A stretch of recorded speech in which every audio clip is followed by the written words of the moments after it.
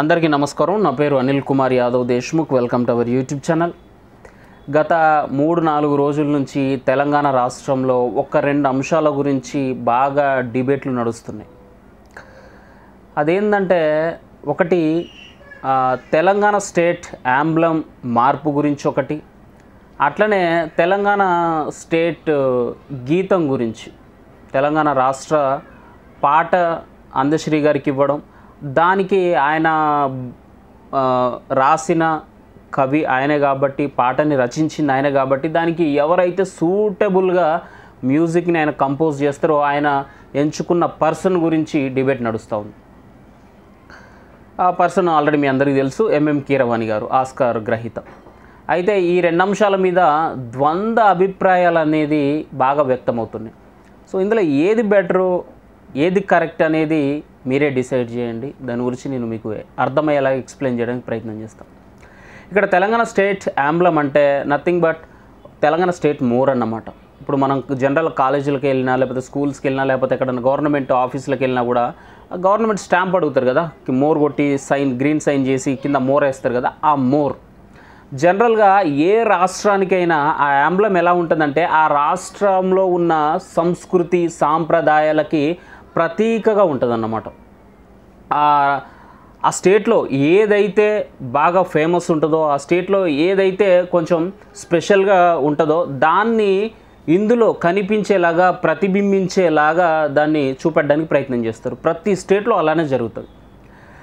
అయితే మన తెలంగాణ స్టేట్లో ఆంధ్రప్రదేశ్ నుంచి మనం విడిపోయిన తర్వాత, తెలంగాణ రాష్ట్రం అధికారంలోకి వచ్చిన తర్వాత మన కేసీఆర్ గారు ఆ స్టేట్ యాంబ్లంని ఏ ప్రకారంగా డిజైన్ చేశారంటే, ముందు దానికి కాకతీయుల తోరణం, తర్వాత కింద లోపల భాగంలో చార్మినారు గుర్తు, చార్మినార్, డైరెక్ట్ చార్మినార్నే చూపెట్టిండు. పైన యాజ్ యూజువల్గా ఏ స్టేట్ మీదనైనా సరే మన దేశానికి సంబంధించి 3 సింహాలు కనిపించే 4వ సింహంతో సహా మోర్ ఉంటుంది పైన. ఇవన్నీ కనిపించేలాగా ప్రతి స్టేట్లో, కర్ణాటక తీసుకున్నా, లేకపోతే తమిళనాడు తీసుకున్నా, కేరళ తీసుకున్నా, లేకపోతే పక్కనున్న ఆంధ్రప్రదేశ్ని తీసుకున్నా, మహారాష్ట్ర తీసుకున్న, ఏ రాష్ట్రానికి సంబంధించింది ఆ రాష్ట్రంలో ఉన్న కొన్ని అంశాలని, కొన్ని విషయాలని పరిగణనలోకి తీసుకొని వాళ్ళ ఉనికిని చాటుకోవడానికి ఆ మోర్ చూస్తే ఆటోమేటిక్ గుర్తొస్తుంది అనమాట. ఓహో ఇది అక్కడదా, ఓహో ఇది ఇక్కడదా, ఓహో ఈ సిటీ అదా. జనరల్గా మన తెలంగాణ అనేసరికి టక్కున ఏం గుర్తొస్తాయి ఎవరికైనా? హైదరాబాద్లో చార్మినార్, ఎట్ ఏ టైం కాకతీయుల తోరణాలు కనపడతాయి ఓర్గల్కి సంబంధించింది చూస్తే. సో దాన్ని కేసీఆర్ గారు పెట్టడం జరిగింది. దీనికి ఇప్పుడు మన రేవంత్ రెడ్డి గారు సీఎం అయిన తర్వాత, కాంగ్రెస్ ప్రభుత్వం ఏర్పడిన తర్వాత ఈయన ఆ స్టేట్ యాంబ్లంని మార్చేసి ఒక కొత్త యాంబ్లంని తీసుకొచ్చిండు. ఇందులో ఈయన ఏమి ప్రతిబింబించిండని అడిగితే, మన రాష్ట్రంలో చనిపోయిన అమరవీరులు ఎవరైతే తెలంగాణ రాష్ట్రం కోసం పోరాటం చేసి బలిదానాలు ఇచ్చి అమరులైల్లో వాళ్ళందరి గుర్తుగా, వారందరి ఒక గౌరవ, ఒక వాళ్ళ ఏమంటారు, వాళ్ళకు ఇచ్చే ఒక ఘనమైన వీడుకోలు అనుకోవచ్చు, లేకపోతే ఘనమైన వాళ్ళకు సత్కారం లాగైనా అనుకోవచ్చు. సో ఒక స్టేటు ఆ మోర్లోనే, యాంబ్లంలోనే మేము పెడతామని చెప్పి వాళ్ళకు సరైన గౌరవ మర్యాదలు ఇవే అని చెప్పి వాళ్ళకు మనం ఇచ్చే ఒక గొప్ప సత్కారం ఇదే అని చెప్పి ఈయన ఇలా ఒక స్తూపం ఎలా ఉంటుంది జనరల్గా మన అమరవీరుల స్తూపాలు, ఆ స్తూపం మాదిరి ఇట్లా తీసుకొచ్చి ఇట్లా పెట్టుకొచ్చిండు. పైన యాజ్ యూజువల్గా 3 సింహాలు ఉన్నాయి.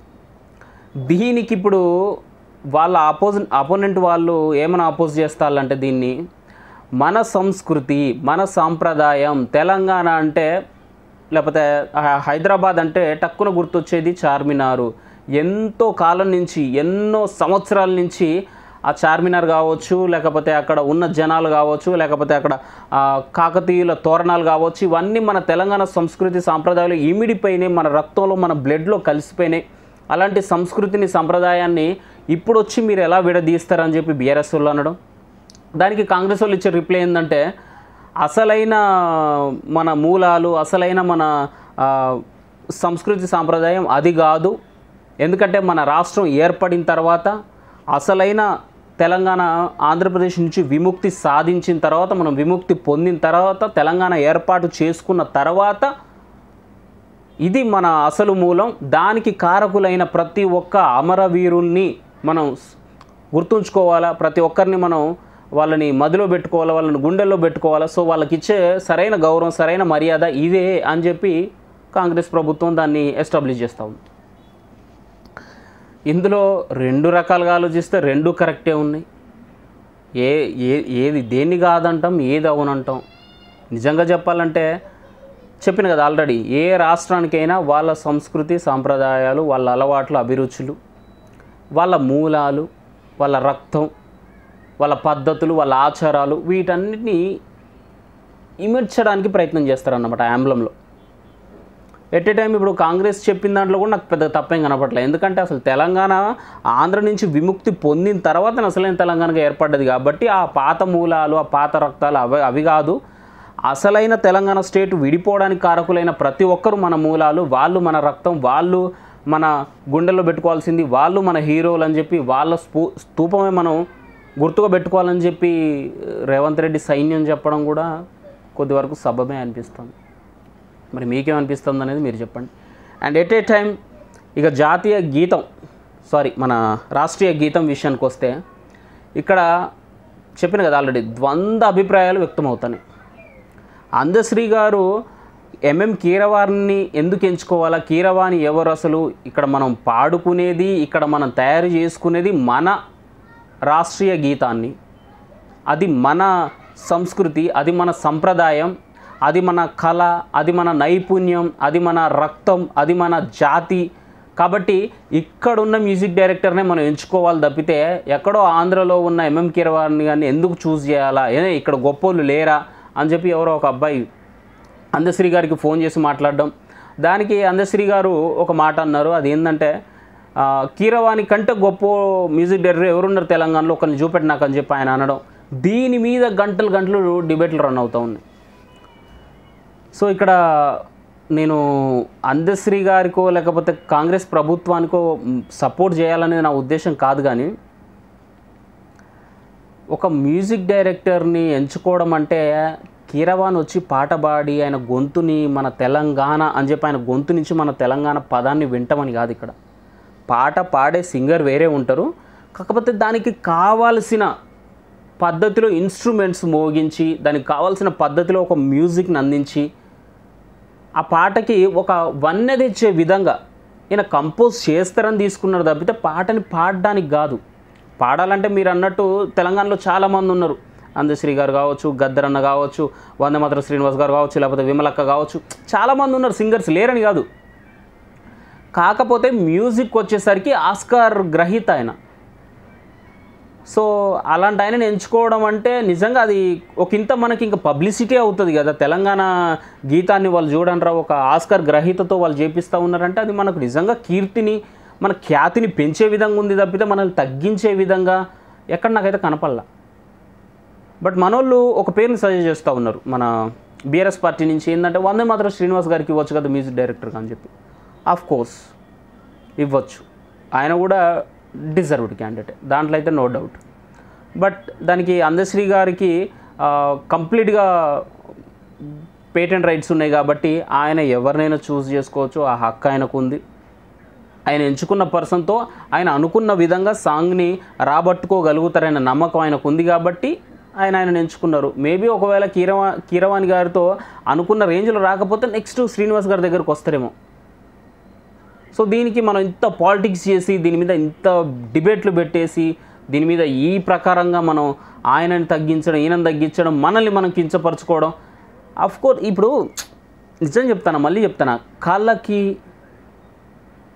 టాలెంట్కి, ప్రతిభకి, ఆటకి, పాటకి కూడా అసలు బౌండరీస్ అనేవి ఉండవు, హద్దులు ఉండవు. ఈ పలానోడు పలాని స్టేట్లోనే హైలైట్ అవ్వాలి తప్పితే వాడి ప్రతిభతోటి వాడు వేరే స్టేట్కి కానీ కంట్రీకి కానీ వాడు వన్నె దేయకూడదంటే అది ఇంపాసిబుల్. అది దాన్ని అభిమానించేటోళ్ళు, దాన్ని తీసుకునేటోళ్ళు, దాన్ని ఇష్టపడేటోళ్ళు ప్రపంచ నలుమూలలు ఉంటారు. కళల్ని ఎవరు ఇంతటితోటి ఆగిపోవాలి, ఈ పాటకి ఎక్కడోళ్ళని చూస్ చేయాలని చెప్పి ఎక్కడ రూల్ ఉండదు. ఆ ప్రకారంగా అనుకుంటే నేను కేసీఆర్ గారినో కేటీఆర్ గారినో తప్పు పట్టాలని కాదు, కానీ మనం విడిపోయినాం కాబట్టి తెలంగాణ మూలాలు తెలంగాణకే ఉండాలి, లేకపోతే తెలంగాణ పాటని తెలంగాణ వాళ్ళతోనే పాడించాలి, మన మ్యూజిక్ డైరెక్టర్లు చేయించాలనే వాదన మీకు వస్తుంది కదా. ఇదే వాదన బిఫోర్ కాంగ్రెస్ ఏర్పడక ముందు కేటీఆర్ మన దేనికి చేనేత దుస్తులకి ఒక బ్రాండ్ అంబాసిడర్ ఎవరిని పెట్టారు? సమంతని పెట్టాడు. మరి అలాంటి సమంతది తెలంగాణ స్టేటా? అసలు తెలంగాణ ఖ్యాతి గురించి, తెలంగాణ జాతి గురించి, తెలంగాణ రక్తం గురించి, మన పోరాటాల గురించి, మన మన త్యాగాల గురించి ఆవిడకి ఏం తెలుసు? మరి అలాంటి ఆవిడని ఎందుకు పెట్టారంటే ఏమంటారు?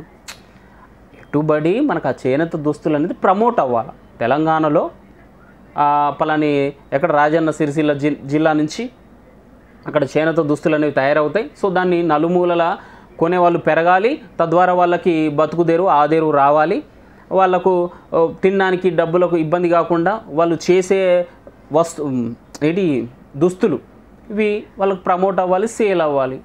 అప్పుడు వాళ్ళ జీవితాలు బాగుంటాయి, నేతన్న జీవితాలు బతుకులు బాగుంటాయి అని చెప్పి ఆయన ప్రమోట్ చేయడానికి సమంతం తీసుకొచ్చింది. దాన్ని ఎవరు ఆబ్జెక్ట్ చేయలే కదా ఎక్కడ కూడా.